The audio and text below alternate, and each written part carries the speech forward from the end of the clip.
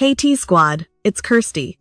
Grab your drink, because this one is not light sipping. I just watched Jaguar Wright go even deeper into the Netflix Diddy documentary, the one produced by 50 Cent that's been sitting at #1, and I need to say this up front. This video isn't about Diddy anymore. It's about the machine that protects people like him. From the very first minute, Jaguar makes one thing crystal clear. If the full truth ever came out, not the Netflix version, not the court-approved version, the entertainment industry wouldn't survive it. We're talking advertisers pulling out, corporations folding, money pipelines drying up, and that, according to her, is exactly why the truth keeps getting edited instead of told. She isn't claiming people are mad because she's naming names. She's saying they're mad because she's exposing how the system works. Now let's talk about the documentary itself. Jaguar doesn't deny that real things were shown. In fact, she says that's the trick. Enough truth to make you angry, but not enough context to make anyone else legally or financially accountable. She straight up calls it sanitized, polished, carefully engineered to make Diddy look like the sole villain while quietly protecting everyone else who benefited, enabled, stayed silent, or cashed checks. And honestly, that tracks. She describes the documentary as gaslighting, and I know that word gets overused, but here it fits. Clips placed out of order, testimony shown without follow-up, evidence hinted at but never fully explored. Just enough chaos to keep viewers emotional, confused, and arguing with each other instead of asking bigger questions.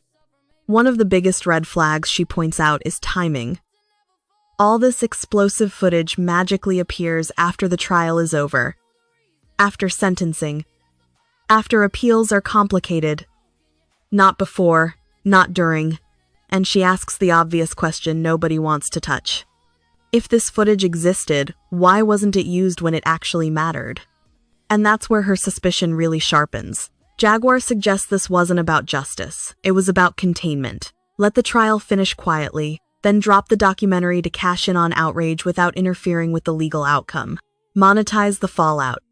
Protect the industry, scapegoat one man, and move on. She also goes hard on what she believes is narrative manipulation through civil cases. Some loud, shocking lawsuits get massive attention, then quietly fall apart or get dismissed.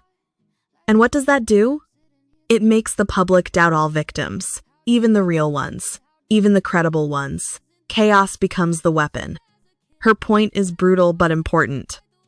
Flooding the space with weak or exaggerated claims doesn't expose abusers, it protects them by poisoning belief itself. Jaguar also tears apart the idea of redemption tours and public forgiveness without accountability. You don't get absolution while denying responsibility. You don't get to cry about consequences while dodging the truth. According to her, that's not redemption, that's reputation management.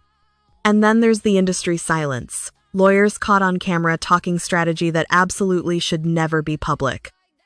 Media figures suddenly quiet.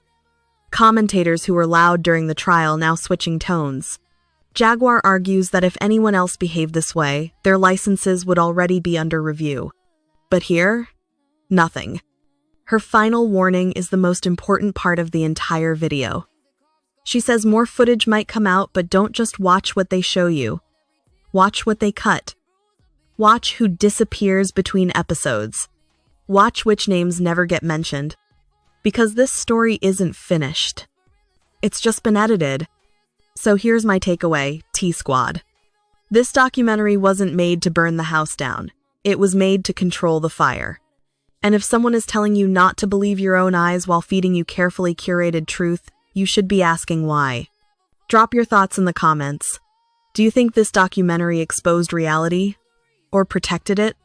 And as always, like and subscribe, and keep sipping that tea.